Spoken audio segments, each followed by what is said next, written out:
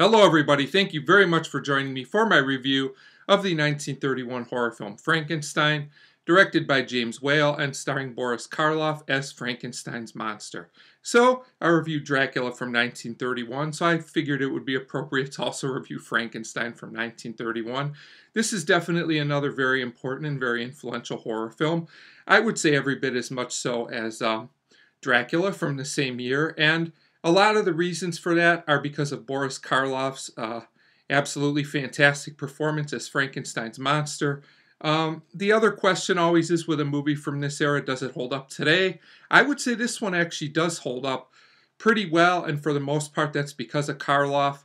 Actually, if I had to summarize this movie very basically, I would say all the scenes with Boris Karloff as Frankenstein's monster would get a 5 out of 5.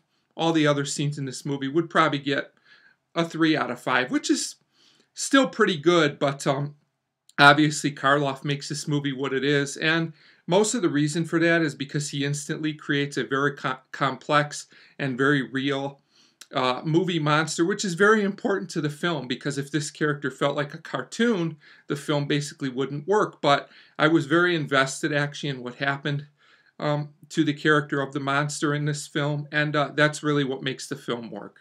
There's a couple other things that also make this film work. I think there should be some credit given to director James Whale, who tells a very interesting story. It's very compact. This film only runs about 70 minutes, and there's not a lot of wasted time other than maybe parts of the beginning of the film, which I'll get into more.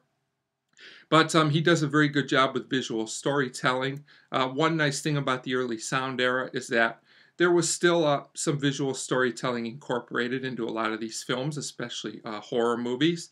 And, basically the other thing that really surprised me about this movie is there's actually a lot of pretty disturbing content for 1931. A lot of movies of this era cut away from violence and disturbing scenes, but this film actually shows a decent amount of violence. Now, it's nothing like you're used to if you watch modern horror films. It seems very mild, but compared to other classic horror films I've seen, this movie goes pretty far and has some disturbing scenes.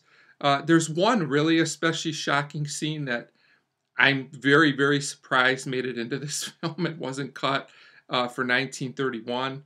And all those things really add to the film and make it feel less dated, in my opinion. So there's enough disturbing imagery without it going over the top. I thought that was all done very, very well. There are a few things that slightly hold this film back, however. I actually wish that Frankenstein's monster was in the film more. Even though he's kind of a central character to the plot, his screen time is more of a supporting role. And I would have liked to see a little bit more of the monster in some more scenes, since all the scenes with Karloff in them are the best in the movie, in my opinion. Now, I'm not saying the side characters are terrible. They're decent enough in this film. They're just not as interesting. Also, the first part of this film, even though it's a short movie, before the monster comes into the film, is a little bit exposition heavy and does seem to be a little slow. But at least there's some build-up, and the payoffs in this movie are pretty good. But just kind of in my opinion, that could have been a little smoother, the beginning parts of the film. And this is another film, I never realized this till rewatching some of these films, with a lack of music in a lot of scenes. Now, this movie makes good use of sound, so it doesn't kill the movie, but I really think a good musical score would have added to this film.